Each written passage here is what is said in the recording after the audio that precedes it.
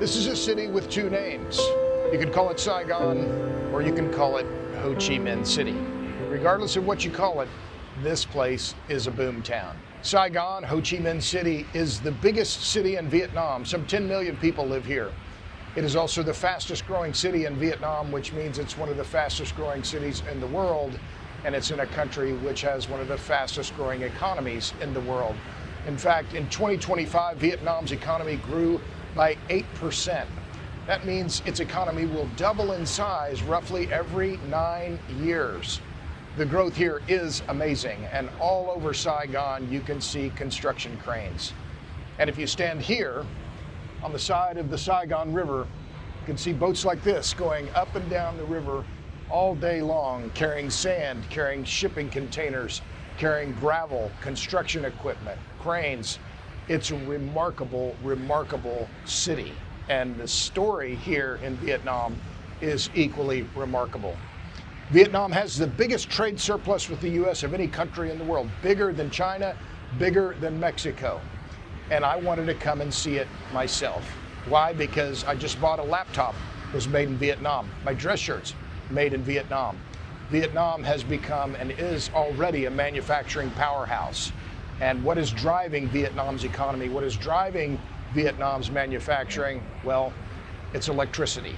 I've been hearing about the Vietnam War since I was a kid. In the 1960s and 70s, news about the Vietnam War was on the TV nearly every night. I think it's fair to say that the legacy of that war, which killed more than 58,000 American soldiers and as many as 3 million Vietnamese, still haunts the United States. But now, incredibly, 50 years after the last Americans were evacuated out of Saigon, Vietnam exports more goods to the U.S. than to any other country. And here's another incredible fact. Nearly 30% of Vietnam's GDP comes from sending computers, electronics, shoes, furniture, and other goods to the United States. Big multinational corporations like LG, Samsung, Apple, Adidas, Foxconn, and many others are flooding into Vietnam.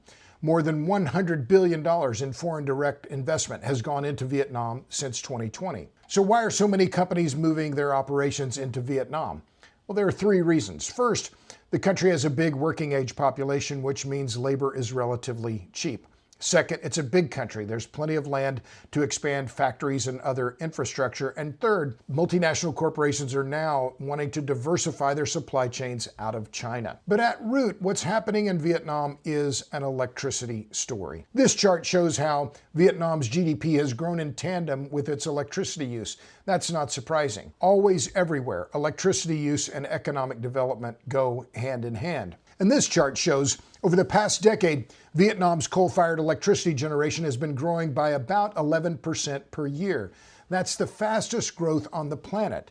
And Vietnam is now getting more than half of its electricity from coal. My friend Lars Chernichow is a commodities trader and energy economist and the co-author of a recent book called The Unpopular Truth About Electricity and the Future of Energy. He's been going to Vietnam frequently for more than a decade. He now lives in Zurich. We recently caught up on Zoom to talk about what he has been seeing in Vietnam. Well, I mean, look, Vietnam is probably one of the most interesting stories in Southeast Asia, growing at about 8% per annum.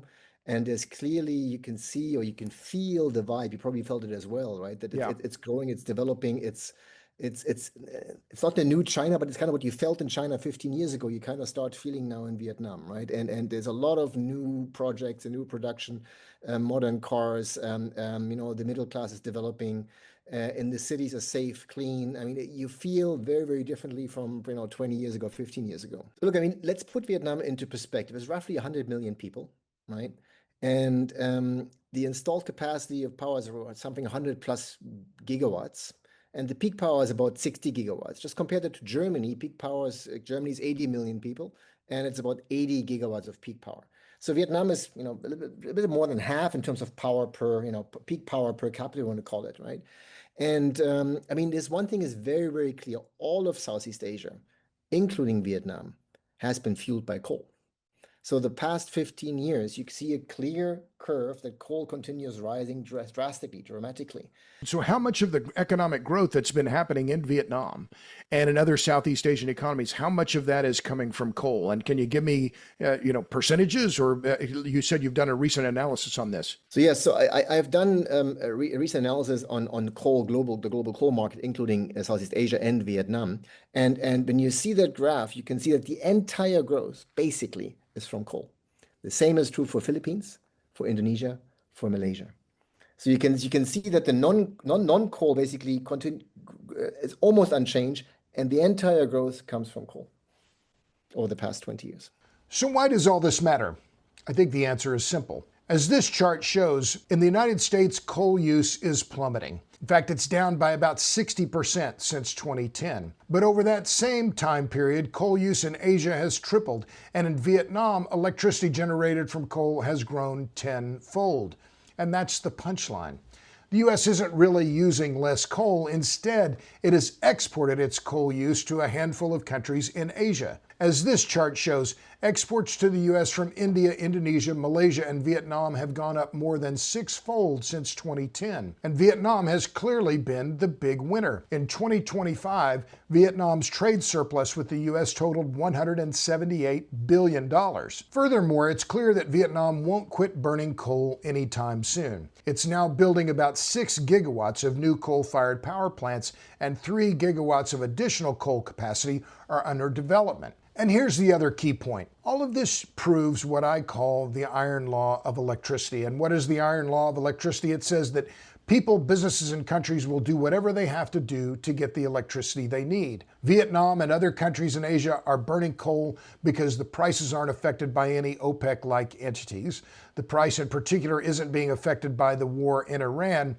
Coal is easy to transport and store, and numerous corporations from all over the world can build coal-fired power plants.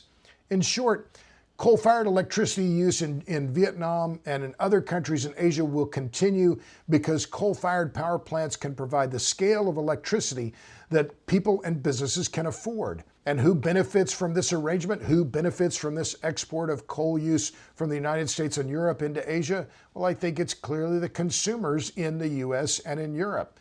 We continue to benefit from the low-cost goods that we buy from Vietnam and other countries. I'll stop there. If you like this video, you can follow me on Substack. You know where to find me on Substack, robertbryce.substack.com. Thanks for watching. I'm Robert Bryce. See ya.